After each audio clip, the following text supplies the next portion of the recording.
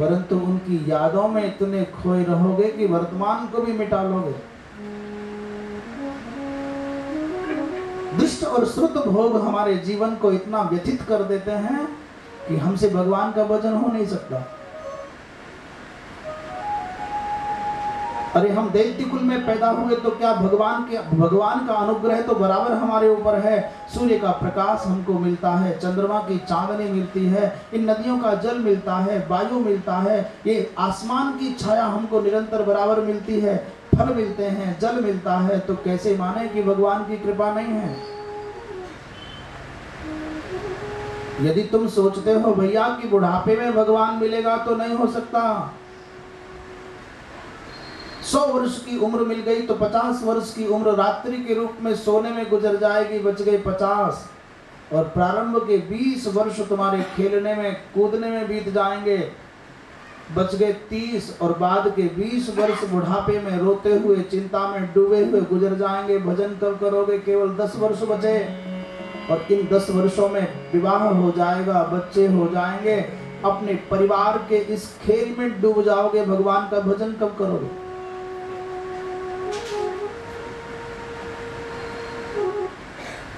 बचपन में ही परमात्मा को पाने के लिए मित्रों काम कर लेना चाहिए, अपना उद्देश्य पूर्ण कर लेना चाहिए। ये मत सोचो कि कल करेंगे। अच्छा काम करना हो तुरंत कर ले, और बुरा काम हो तो उसको टाल दे, कल करेंगे।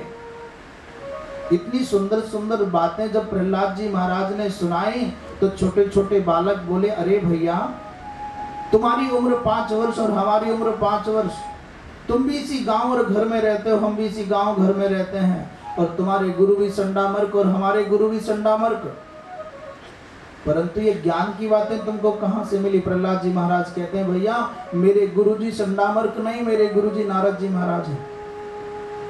तो बालकों ने प्रश्न किया, भैया तुमको नारद कहां मिल गए?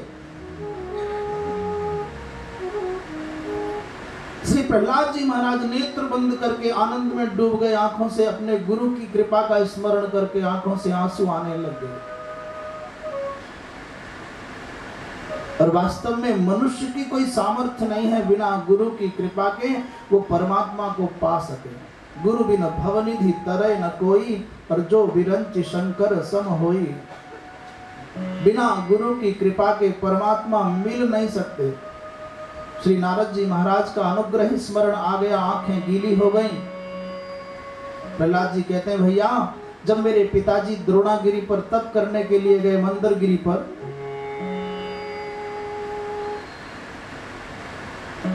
इंद्र ने आक्रमण करके हमारी मां को अपने कैद में कर लिया, मारना चाहते थे। नारद जी महाराज आ गए और नारद जी ने कहा, इंद्र मारो मत, इस माता कयाधु के गर्भ में भगवान का भक्त पलता है, मेरे प्राणों की रक्षा करने वाले नारद।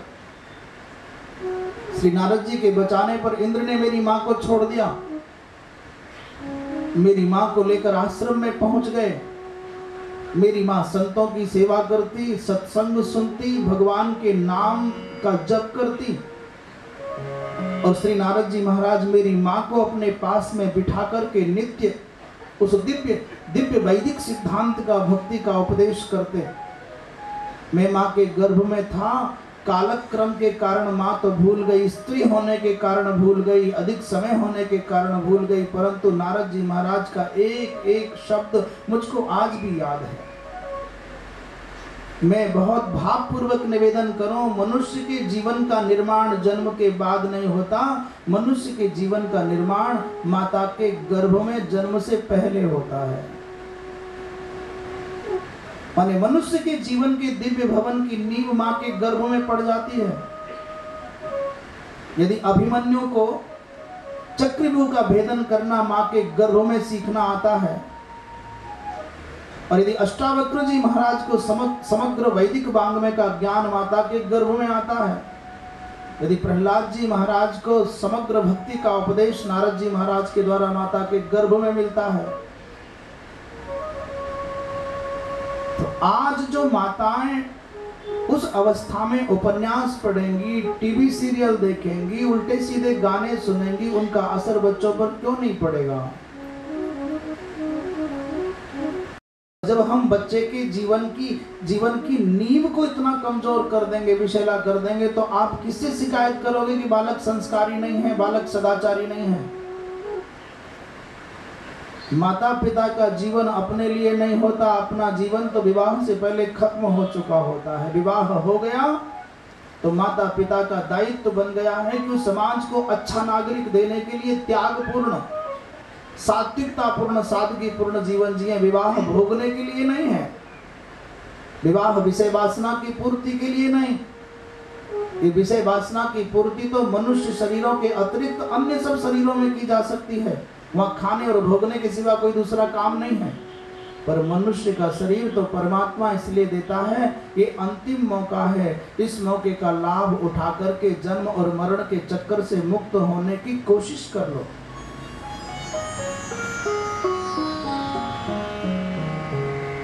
अचानक संडामर्क आ गए और ये सभा चल रही थी। डंडा लेकर के प्रहलाद जी महाराज को पीटने के लिए बढ़े तो सारे के सारे बालकों ने कहा, खबरदार गुरुजी, हमारे प्रहलाद को हाथ लगाया तो। विद्रोह हो गया पाठशाला में। गुरुजी पढ़ाना चाहें, परंतु बालकों ने कहा, तुम्हारी पढ़ाई हमको पढ़नी नहीं है, हम तो प्रहलाद जी महाराज जो सिखाएंगे वही करेंगे। भगवान की भक्ति का ऐसा असर कि 5 वर्ष के बालक के पीछे पूरा का पूरा समूह इकट्ठा हो गया। संडामर्क लौट करके गए और हिरण्यकशिपु से कहा, महाराज तुम्हारे पुत्र ने विद्रोह कर दिया है। आक्रोश में आकर के अपने पुत्र को बुलाया, अरे दुष्ट, तू किसके बल पर मेरा तिरस्कार करता है, मेरी अवज्ञा करता है, कौन है वो? प्रहलाद जी महाराज ने शांत और सौम्य भाव से कहा, पिताजी क्रोध मत करो। जिस परमात्मा की शक्ति से आप बोल रहे हो और जिस परमात्मा की शक्ति सूर्य और चंद्रमा में और अग्नि में है, वही परमात्मा मेरी भी ताकत है, मेरी भी शक्ति है। क्रुद्ध होकर के हिरण्यकशिपु ने कहा, रे तेरा परमात्मा कहाँ है? प्रहलाद जी महाराज बोले, पिताजी अपनी आंखों पर भक्ति का अंजन लगाओ, दुनिया में कहां मेरा परमात्मा नहीं है। हिरण्यकशिपु बोला, अरे नीच, अरे मंदात्मन, यदि सह सर्वत्र तर्हि स्तंभे कथम न दृश्यते। यदि वो परमात्मा सब जगह है तो इस खंबे में क्यों नहीं दिखता? प्रहलाद जी महाराज मुस्कुरा करके बोले, पिताजी वो कण कण में है, इस खंबे में भी है, आप में भी है, मुझ में भी है, इस खंबे में भी है। ये सुनकर के उठा और अपने मुष्टि का प्रहार किया तो अपने भक्त की वाणी को सत्य सिद्ध करने के लिए भगवान बड़ी भयंकर गर्जना के साथ उस खंबे को फाड़ करके प्रकट हो गए। बोलिए नृसिंह भगवान की। सत्यम विधातुम निज भृत्य भाषितम। अपने भक्त की वाणी का अनुगमन करते हुए भगवान नृसिंह बन करके प्रकट हो गए। इनको देख करके हिरण्यकशिपु कांप गया, डर गया, परंतु फिर साहस करके लड़ने चला। बड़ा भारी संग्राम हुआ। जैसे गरुड़ झपट्टा मार करके नाग को अपने वश में कर ले, वैसे ही भगवान ने इस हिरण्यकशिपु को उठाया और पकड़ करके अपनी जांघों पर डाल लिया। दरवाजे के बीच में आ गए।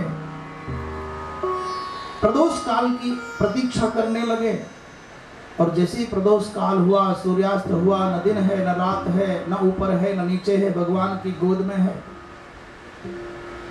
न अंदर है न बाहर है, दरवाजे के बीच में है और न अस्त्र है न शस्त्र है। भगवान ने अपने नाखूनों के द्वारा उसके वक्ष को फाड़ डाला।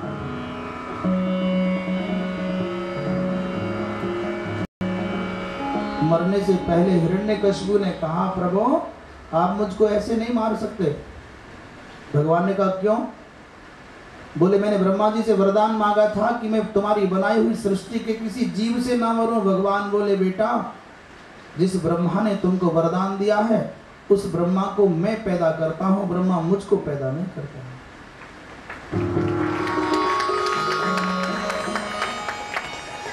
उस हिरण्यकशिपु ने कहा, भगवान ठहरो, कोई बात नहीं। मैंने ब्रह्मा जी से वरदान मांगा था कि प्रभु तुम्हारे बनाए हुए 12 महीने में ना मरूं। भगवान ने कहा तेरा इंतजाम करके लाया हूं बेटा। ब्रह्मा ने 12 महीने बनाए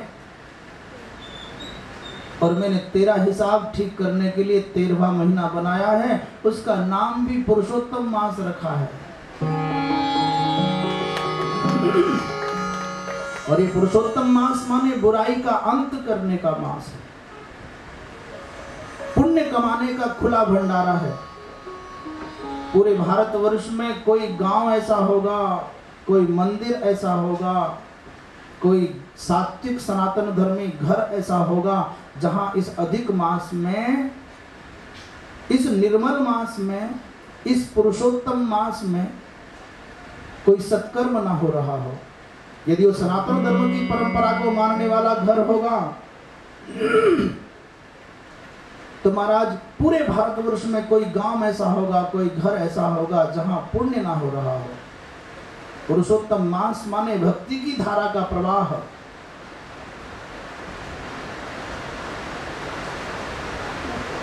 और हिरण्यकशिपु के मृत्यु का यही मास है। भगवान के अनुग्रह का अनुग्रह प्राप्त करने का यही महीना है। बोलिए श्री कृष्ण चंद्र भगवान की।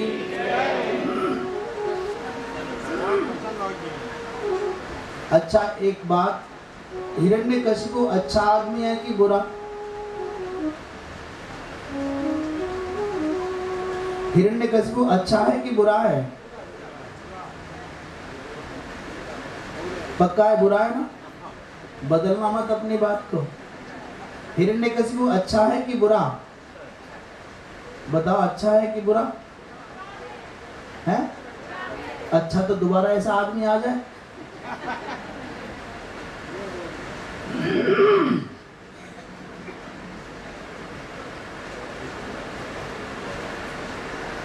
दुनिया में ऐसा कोई व्यक्ति मिला होगा जो भगवान की गोद में अपने प्राणों को छोड़ रहा हो? बुरे इंसान को, पापी व्यक्ति को यह मौका मिलेगा कि भगवान की गोद में मरे। अब बताना अच्छा है कि बुरा है?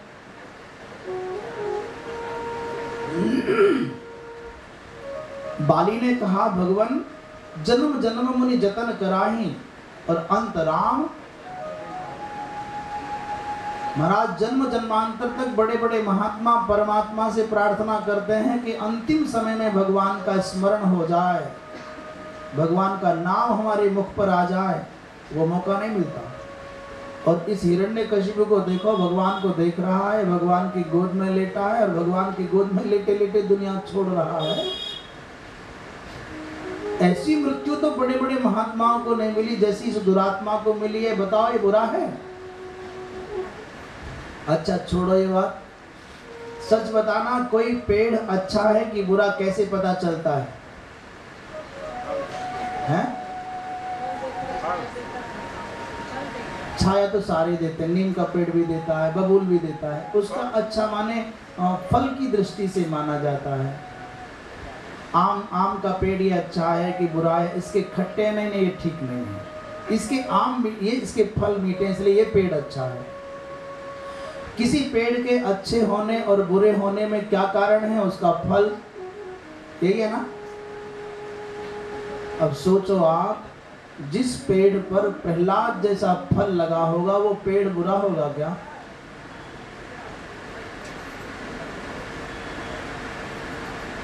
जिस वृक्ष पर प्रहलाद के जैसा फल लगे, पुत्र हो जाए, वो पिता कैसे खराब हो सकता है? ये तो भगवान की लीला है, भगवान को अपना खेल चलाना है। इसलिए हिरण्यकशिपु भी चाहिए, रावण भी चाहिए, खेल बना रहे, रोचकता बनी रहे दुनिया। भगवान इतने भयंकर क्रोध में है उस हिरण्यकशिपु को मारने के बाद कि कोई उनके सामने आना नहीं चाहता। जो भी आता है दूर से प्रणाम करके भाग जाए। ब्रह्मा जी महाराज, लक्ष्मी जी, इंद्र सब आते हैं, सब दूर से नमस्कार करके भाग जाए।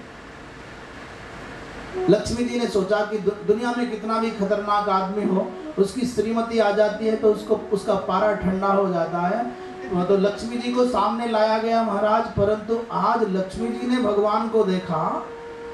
बोले भाई आज से पहले मैंने कभी इनको इस रूप में नहीं देखा ना सुना। और लक्ष्मी जी जब श्रृंगार करके आई तो भगवान एक तो सिंह का है, ऊपर से बड़ी भयंकर भयंकर आंखें करके मुंह और फाड़ दिया, तो डर के मारे कांप गई, थाली भी गिर गई। और ब्रह्मा जी ने कहा, बेटा बेटा प्रहलाद, तुम्हारे कारण प्रभु को क्रोध आया है, तुम जाओ बेटा। प्रहलाद जी महाराज ऐसे चले गए जैसे सिंह के बालक को सिंह से डर नहीं लगता, जैसे अग्नि की चिंगारी को अग्नि से कोई भय नहीं है, ऐसे प्रहलाद जी महाराज जैसे भगवान नृसिंह के सामने गए तो जिन आंखों से अब तक बड़े भयंकर भयंकर अंगारे से बरस रहे थे, आग उगल रही थी आंखें, बड़ा भयंकर विभत्स रूप भगवान का था। प्रहलाद जी महाराज को देखते ही उन आंखों में करुणा का सागर लहलहाने लग गया। जिस मुख पर भय व्याप्त था उस मुख पर अब प्रसन्नता और कृपा का भाव आ गया। और उठ करके भगवान ने, प्रहलाद जब प्रणाम करने के लिए लेटे तो उठा करके भगवान ने अपने गोद में बिठा करके चाटना शुरू कर दिया। और भगवान कहते हैं, बेटा मेरे आने में देर हो गई हो तो मुझको क्षमा कर देना। शायद पूरी दुनिया की अनूठी घटना होगी जब भगवान अपने भक्त से कहे कि बेटा तुमने तो ठीक समय पर बुलाया परंतु मैं सही समय पर नहीं आ सका, मेरे आने में देर हो गई हो तो मुझको क्षमा कर देना। क्षंतव्य मंग यदि में समय विलंबः।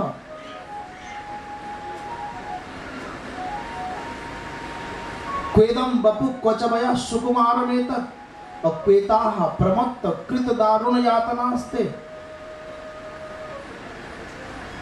कहाँ तेरी 5 वर्ष की छोटी सी अवस्था और कहाँ कोमल कोमल तेरा शरीर, कुसुम के समान अतीव कोमल तेरा शरीर, और कहाँ इस महादुष्ट व्यक्ति के द्वारा दी गई तेरे शरीर को कठोरतम यातना है। और जब ये पापी तुमको यातना दे रहा था, दुख देता था, मैं देखता रहा। मेरे आने में देर हो गई हो तो बेटा मुझको क्षमा कर देना। क्षंतव्य मंग यदि में समय विलंब है। भगवान के नेत्रों से अश्रु प्रवाह होने लगा और प्रहलाद जी महाराज भगवान के चरणों में सर रखे पड़े हैं। प्रभु जैसी कृपा आपने मुझ पर की वैसी कृपा दुनिया में किसी पर नहीं की। जैसे भगवान ने प्रहलाद के सामने क्वेदम बपु क्व शब्द के द्वारा अपनी बात शुरू की तो प्रहलाद भी पीछे नहीं है, उन्होंने भी क्व शब्द के द्वारा अपनी बात शुरू कर दी। क्वाहम रज प्रभव ईश तमोधिकेस्मिन् जाता सुरे तरकुले क्व तवानुकंपा।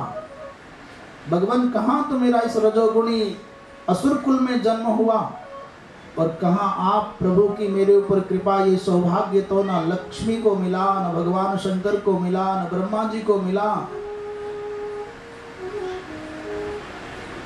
नेदम विरंचो न भवस्य न वै रमायाः। ये दुनिया में किसी को सौभाग्य नहीं मिला। आपका कर कमल मेरे सिर पर है प्रभु, इससे बड़ा और सौभाग्य क्या होगा। आपने अनुग्रह ना किया होता, आपने ना बचाया होता तो दुनिया में कोई आग में जलने पर बचता नहीं, शस्त्र से काटने पर कोई बचता नहीं। आपकी कृपा ने मुझको बचाया। बहुत भावपूर्ण स्तुति प्रहलाद जी महाराज ने भगवान के चरणारविंद में की।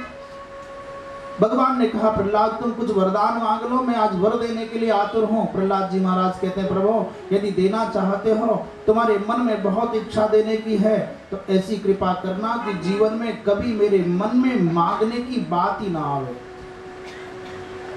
हम संसार के लोग परमात्मा के मंदिर जाते हैं, भगवान के मंदिर जाते हैं, जोलियां फैलाते हैं और भगवान का दर्शन भी होता नहीं। और भगवान साक्षात प्रहलाद के सामने गिड़गिड़ा रहे, बेटा मांग ले मांग ले मांग ले। और प्रहलाद जी महाराज इतने जगे हुए हैं, इतने चैतन्य हैं, कहते हैं भगवान मुझको मांगना नहीं है, मुझको कुछ चाहिए नहीं। देना चाहते हो तो मेरे मन में मांगने की वृत्ति पैदा ना हो, मेरे मन में मांगने की इच्छा ही पैदा ना हो। कामानाम हृदय असमरोहः, इच्छाओं का अंकुरण ही मेरे मन में ना हो। भगवान ने कहा, वत्स मैं अत्यंत प्रसन्न हूं, बेटा तुम कुछ मांग लो। प्रहलाद जी ने कहा, भगवान यदि आप कृपा करें तो मुझे मेरे लिए कुछ नहीं चाहिए, पर इतनी कृपा करना मेरे पिता की दुर्गति ना हो जाए। मेरे पिता ने आपका तिरस्कार किया। भगवान बोले, बेटा जिस कुल में तेरे जैसा पुत्र जन्म लेता है उसकी तो 21 पीढ़ियां तर जाती हैं।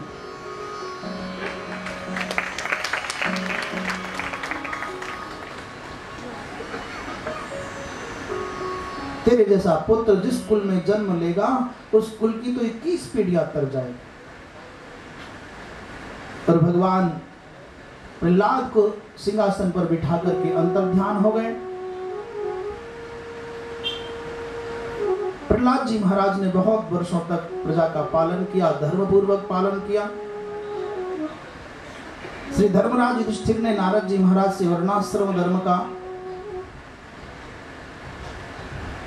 ज्ञान प्राप्त किया। 4 वर्ण और 4 आश्रम होते हैं। ब्राह्मण, क्षत्रिय, वैश्य और शूद्र, ये 4 वर्ण हैं। और कुछ वर्ण बाह्य जातियां हैं। ब्राह्मण का कर्म है यज्ञ करना, कराना, दान लेना, देना, वेद पढ़ना और पढ़ाना। 3 कर्म स्वाभाविक हैं, करने चाहिए। वेद पढ़ना स्वाभाविक धर्म है, पढ़ना ही चाहिए। जिस ब्राह्मण ने वेद नहीं पढ़ा तो भगवान की नजर में अपराधी माना जाएगा। और यज्ञ करना, खुद यजमान बन करके यज्ञ करना, ब्राह्मण का नित्य यज्ञ करना धर्म है। और दान देना ब्राह्मण का स्वाभाविक धर्म है। दान दे, बिना दान दिए, बिना अन्न दान किए, बिना विद्या दान किए, बिना अभय दिए वो भोजन ना करे। वेद पढ़े बिना, यज्ञ किए बिना और दान दिए बिना अन्न ब्राह्मण नहीं खाना चाहिए। ब्राह्मण को अन्न नहीं खाना चाहिए। और जीविका नहीं चलती हो, जीविका में कठिनाई हो, तो ब्राह्मण को चाहिए जीविका चलाने के लिए वेद पढ़ाने लग जाए। जीविका चलाने के लिए, यजमानों का कार्य करने के लिए आचार्य बन जाए। और इतने पर भी काम ना चले तो भीख भी ले सकता है।